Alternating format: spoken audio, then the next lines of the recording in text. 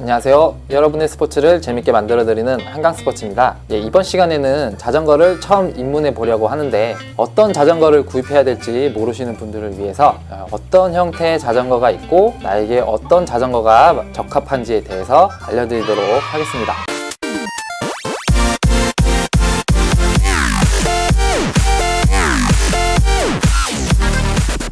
자전거를 구매하려고 하신 분들은 인터넷으로 자전거를 조금만 검색을 해보셔도 아셨겠지만 엄청나게 많은 종류의 자전거가 있다는 것을 아셨을 거예요. 그래서 일단 자전거를 입문하려고 하는데 어떠한 형태의 자전거가 나에게 적합한지 7가지 형태로 알려드리도록 하겠습니다. 첫 번째로 로드 자전거입니다. 이 로드 자전거는 레저용 자전거의 가장 근본적인 자전거라고 할 수 있으며 이제 포장된 도로를 빠른 속도로 달리기 위해 나온 자전거입니다. 로드 자전거의 특징은 이제 공기 저항이 낮은 자세로 주행을 하기 위해서 핸들이 아래로 구부러져 있고요. 이제 바퀴의 이제 구름 저항을 최소화하기 위해 타이어가 얇고 압력이 높죠. 이제 부품의 무게도 대부분 가벼운 부품을 사용하고요.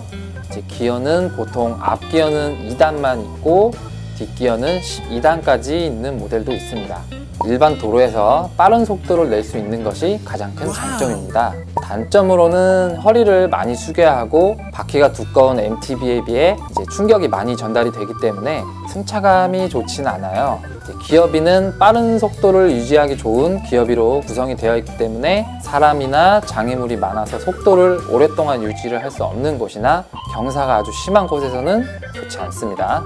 얇은 타이어로 인해 이제 제동거리가 길고 입문자분들 중에서는 불안감을 느끼시는 분들도 종종 있어요. 정리를 해드리면 로드 자전거는 남들과 경쟁하면서 달리고 빠른 속도로 주행하시는 것을 좋아하시는 분들에게 보다 적합한 자전거고요. 편하게 타는 자전거를 원하시는 분들은 고려를 좀 해보셔야 할 자전거입니다. 로드 자전거도 여러 가지 종류로 나눠지지만 일단 입문자분들을 위해서 자세한 거는 다음에 다루도록 할게요. 두 번째로 MTB 자전거입니다. MTB 자전거는 이제 마운틴 바이크의 줄임말로 산악 자전거고요. 이름과 같이 산악 지형을 주행하기 위해 만든 자전거입니다.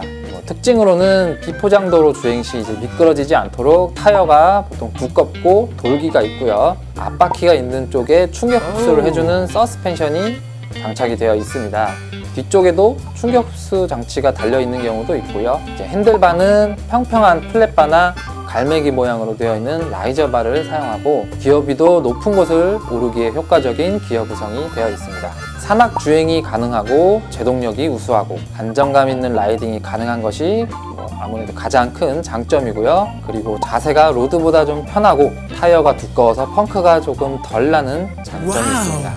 단점으로는 아무래도 두꺼운 타이어와 돌기로 인해 바닥과 저항이 생겨서 도로 주행 시 에너지 손실이 많고요. 충격 흡수 장치가 되어 있어서 무게가 좀 무겁고 에너지 손실로 인해 빠른 속도를 내기가 힘든 단점이 있습니다. 주로 주행하시는 곳이 비포장길이 많거나 산악 주행을 경험하고 싶으신 분들에게 적합한 자전거고요. 속도를 빨리 내지 않더라도 안정감 있는 주행을 원하시는 분들에게도 추천해드릴 만한 자전거입니다. MTB 자전거도 또 여러 가지 분류로 나누어지지만 역시 입문자분들을 위한 것이니까 자세한 것은 다음에 다루도록 하겠습니다. 세 번째로 하이브리드 자전거입니다. 하이브리드 자전거는 말 그대로 MTB와 로드가 섞인 자전거로 기록 단축을 위한 자전거가 아닌 일상생활 속에서 편리하게 다용도로 사용할 수 있는 실용성 위주의 자전거입니다. 하이브리드 자전거의 특징은 바퀴가 얇으면서 핸들바는 MTB와 같은 형태의 핸들바를 장착하고 있습니다. 하이브리드는 말 그대로 하이브리드이기 때문에 MTB와 로드의 특징을 모두 가지고 있고요. 장점으로는 어느 정도 빠른 속도를 낼 수 있으면서도 편안한 자세로 주행이 가능한 자전거입니다. 반대로 단점으로는 산악 자전거처럼 험로를 주행하지 못하고 로드바이크처럼 또 빠른 속도를 내기에 좋지 않다는 것인데 어차피 일반인 분들 기준으로 했을 때 시합에 나가시거나 산악 주행을 하지 않는 이상 단점으로 크게 부각되지는 않을 것 같습니다. 출퇴근이나 통학, 가벼운 운동용 자전거를 원하시는 분들에게 추천해드릴 만한 자전거입니다. 네 번째로는 최근 몇 년 사이에 인기가 많아진 자전거죠. 픽시 자전거입니다.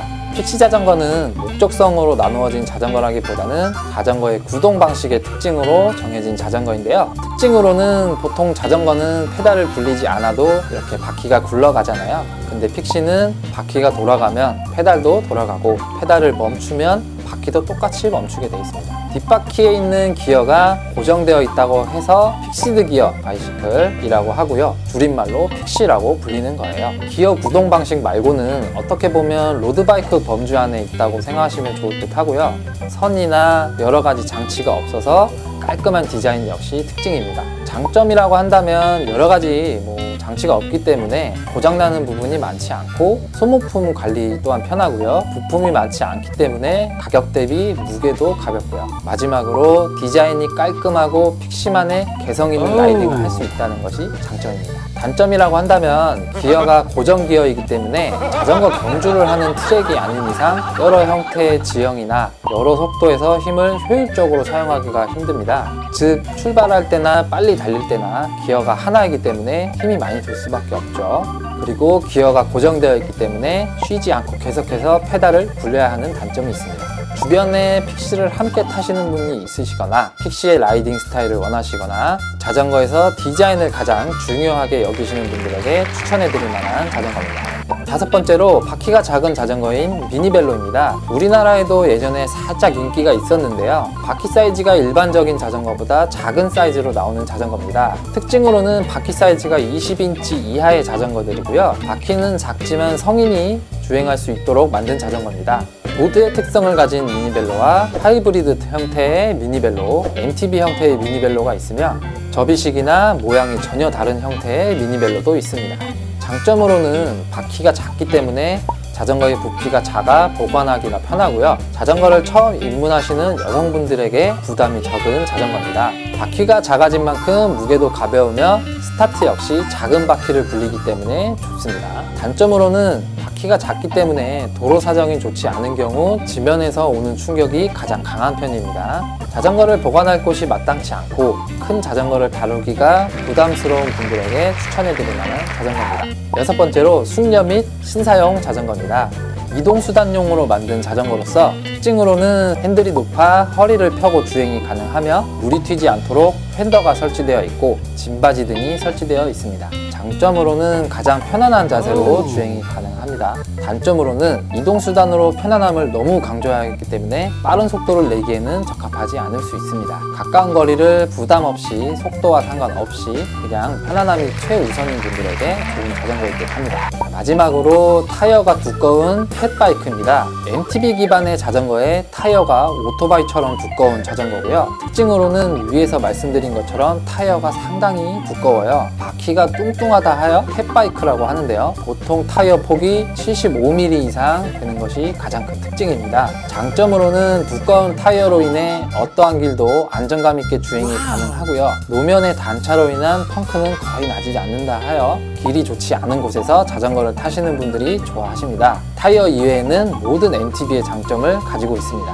단점으로는 타이어가 너무 두껍다 보니 구름 저항이 가장 심한 편이고 온로드 주행 시 힘 손실이 상당히 큽니다. 요즘에는 조금 좋아지긴 했지만 그래도 두꺼운 타이어로 인해 무게가 무겁고요. 그리고 부피도 많이 차지하여 보관하거나 이동 시에 그리 좋지는 않습니다. 개성 있는 외관과 개성 있는 라이딩 스타일을 선호하시고 어느 지형이든지 마음대로 주행하길 원하시고 펑크만 안 난다면 모든 걸 포기해도 괜찮다고 생각하시는 분들에게 권장해드립니다. 이렇게 대표적인 자전거 종류 7가지에 대해서 알아봤는데요. 본인이 원하는 자전거 스타일을 선택하시고 예산을 측정하신 다음 가격 대비 성능이 우수한 자전거를 구매를 하신다면 조금 더 자신에게 유용한 자전거를 선택하실 수 있을 겁니다. 지금까지 시청해주셔서 감사하고요. 조금이나마 도움이 되셨다면 좋아요, 구독하기 한 번만 부탁드리고요. 궁금하신 점이 있으시면 댓글로 남겨주시면 저희가 친절하게 답변해 드리도록 하겠습니다. 감사합니다.